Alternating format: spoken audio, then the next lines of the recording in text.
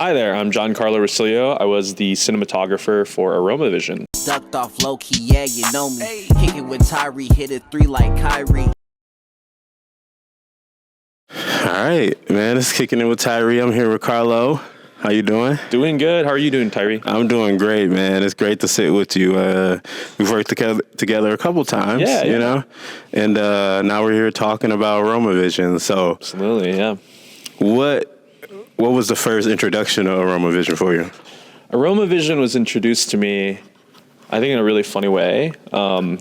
Adam and Sean and I and a couple of the different people in the crew all worked on Top Chef, and I think we had a little bit of a shared trauma from that project. And Adam had an idea for the script that he wrote, I think, when he was in college or earlier, and he was just gathering people from the Top Chef team and poaching. Yeah. Well, I mean, poaching as in we were all done with that project and we wanted to use that energy where, it's a reality show. So there was not a lot of creativity in it, but using that to make something else. So, he asked me to be a part of it and I said, I want to shoot it. So, yeah. When you were shooting it, what were the influences? Because they talked about how they used Milwaukee and some of the Top Chef locations to, kind of locate, like get the locations for this film. What were the influences for you when, shooting this film?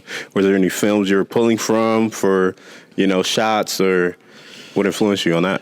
Yeah. I'm trying to think back because it's been a while, but I know specifically for the day scenes, I wanted to kind of pull from, I don't know why, but Breaking Bad, kind of that like harsher film look, with their kind of more warm tones in the daytime stuff to contrast it with the nighttime scenes. And for me, I always enjoyed like older, like 80s to 70s, like horror films. And that's what I kind of wanted to pull from. Like, I'm a big fan of like Sam Raimi and Evil Dead and kind of their more harsh lighting and like, colored moonlight and things like that. So I kind of pulled from those two things to try to kind of move them to kind of separate the two worlds, but still make it uncomfortable, because during the film, like, he just, our main character goes through some very uncomfortable things. And yeah, we got to shoot in some fun places. I recommended to Max, the producer, like last minute, like, hey, like, we have this scene that we have to shoot where he's like maybe driving and it just logistically didn't work. I was like, well, what if he just does it in front of Leon's? Like, I've shot there before, like, the owner's kind of funny, and maybe you give him a call, and then we got to shoot there, and that was super cool. I kind of wanted to do it because I think I watched Once Upon a Time in Hollywood like the couple days before. And I'm like, it'd be cool to kind of shoot with like a cool old car in front of like neon signs. Yeah. And that's like, the trailer shot, the poster shot. So that's like something you came up with like on the fly, and ended up being, the almost like a landmark shot for the entire film. For you, a personal question for you, because I've been wondering about it. Yeah. Where the Spider-Gwen movie? Yes. We're waiting on it. I've been waiting on it for a while. And every time I see you, I ask you about it. So I got to. Totally fair. Please keep asking me. It's going to hold me accountable. Not trying to run away from it. And it's not like not going anywhere.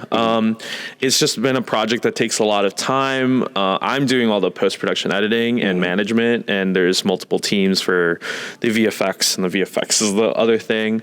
But it is coming soon. Every day there's progress being made on it. I really just got literally just got like a 3D rendering test from one person who's working on the whole 3D sequence where Gwen is swinging. So it is coming. It's going to be worth the wait. A lot of people put their time and effort into it, and I want to make sure that I honor that passion, for everybody involved. That's beautiful.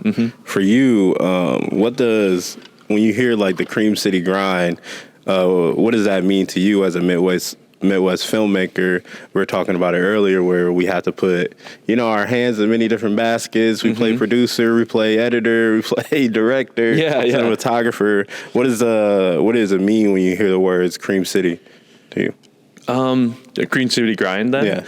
I think it's kind of like telling of how the Milwaukee or like the Midwest community is very give and take. Like they want to work together and they just want to make something like cool. And there's not like you owe anything. It's just like, oh, like we want to work together. And I think that's like a unique thing about where we are. Like, I think if you go to different cities, it's like, okay, well, if I work on your project for free, like, you know, you got to owe me. But like, no, here it's like, we just want to be a part of something bigger.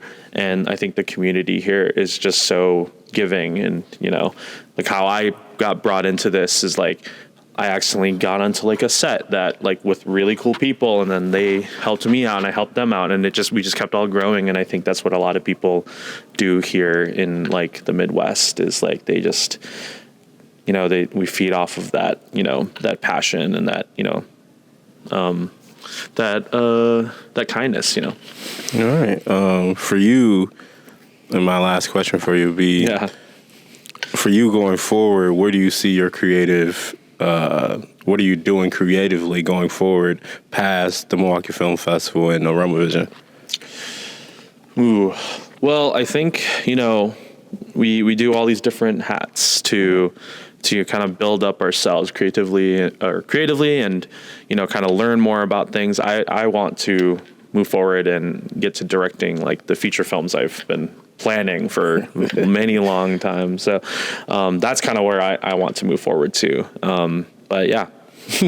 Yeah, I feel like Milwaukee creatives, especially, you know, the filmmakers here, we all have, you know, these projects that we've been working on for years, you know? Yeah. And I feel like with the incentives, with different, you know, people bringing more publicity here as a whole in Milwaukee, because we, you know, they look at Milwaukee like we're the whole state in a way, like, oh, we're not all of Wisconsin. We're just not a small city, but the bigger city here in the state, but we don't have the support of the whole state. Yeah. And that's where I feel like that's where we need to, you know, all come together as a full state and say we need to push these projects or help push projects as a collective so that everyone can benefit, you know? Totally. Yeah, I think the best part about festivals for me is going to the different ones around the state and learning a lot about, you know, the different filmmakers in the different areas of Wisconsin, like Eau Claire or Madison. Like, you know, sometimes I think we get very, you know, focused on the city that we have, but like some of the favorite creatives I've had are just people here in the state. And it's really cool when we can all come together like at a festival or something like that. Yeah. All right, man. That's all I have for you. I appreciate you sitting with me. Of course. Hope you have a good rest of your day. Dude. Yeah. Ducked off low key, yeah, you know me. Kickin' with Tyree, hit it 3 like Kyrie.